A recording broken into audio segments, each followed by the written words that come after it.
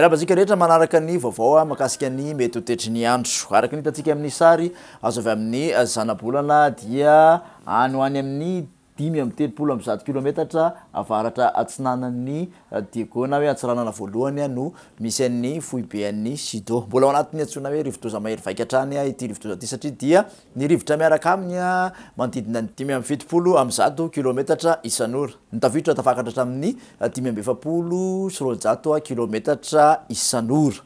Mikisaka miakandrefana izy amin'ny akapobeany ho an'ity tontolo andro ity ka hatramin'ny rapitso amin'ny afanganam-pandeha izay somary angaingana kokoa satria dia 3.20 kilometatra isan'ora. Makasika ny filazana eo amin'ny resaka loko kosa indray dia mbola ao anatin'ny atao hoe loza mitatao hatrany aloha zany raha ho an'ny diana sy voemara zany hoe miloko mena. Ao amin'ny filazana manambana loza manambana kosa indray dia miloko mavo dia tratran'izay zany Bealanana, Antsoia, Analalava, Sambava ary Andapa.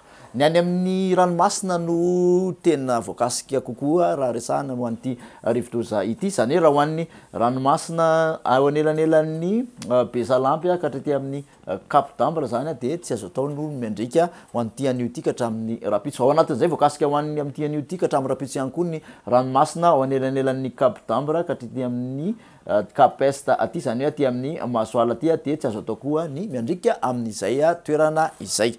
Izay ny vaovao misongadina indray ho an'ny tamin'ny 1 raha teo makasika an'ity rivodoza ity omenantsika eo ihany vaovao manaraka raha maso akaiky hatrany ity.